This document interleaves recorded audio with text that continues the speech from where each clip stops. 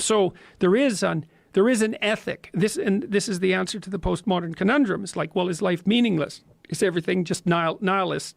Is nihilism the right answer? Or maybe, what would you call identification with an ideology as a counter-position to nihilism? So nihilism is wrong. Life is meaningful. And that's what 12 Rules for Life is about. The first meaning of life is suffering and malevolence.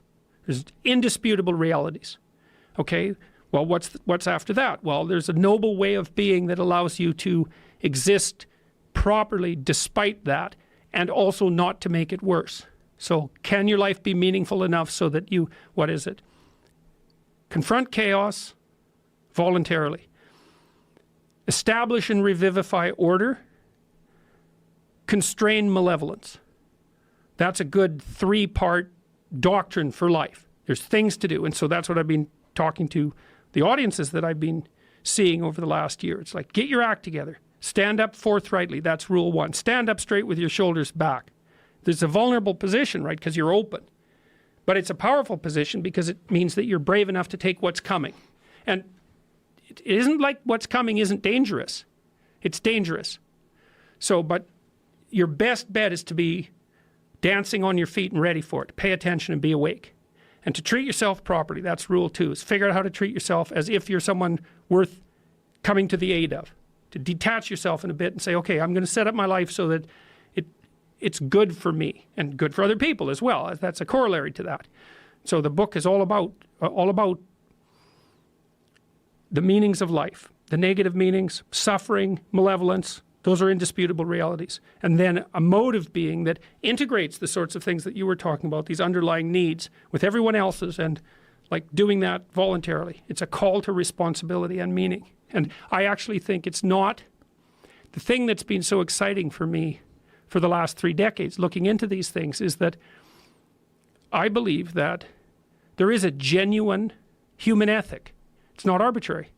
It has to do with reciprocity, for example. It has to do with honesty. That's another thing, is that you should speak the truth. Because your life turns out better if you speak the truth. And so does everyone else's.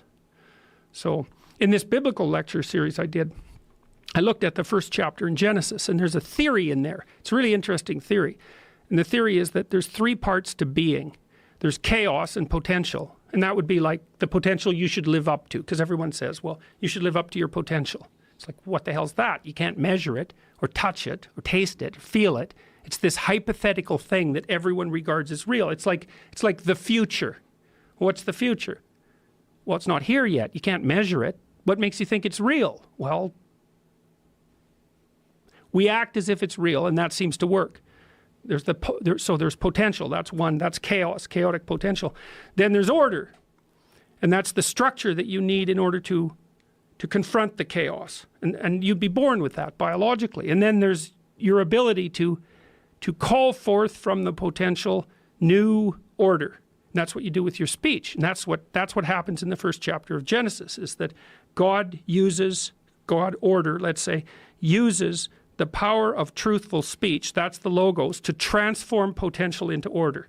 And that's what people are made in the image of. So there's this theory, it's a lovely theory that's laid out right at the beginning of the Bible, that says that if you tell the truth, you transform the potential of being into a habitable actuality. That's how it works. So you say, well, how do you make the world better? Tell the truth. Because the world you bring into being as a consequence of telling the truth will be a good world. And I believe that's true. I think it's true metaphorically. I think it's true theologically. And I think it's true like at the practical and scientific level as well. I think it's true in all those levels simultaneously. So that's been ridiculously exciting to sort through.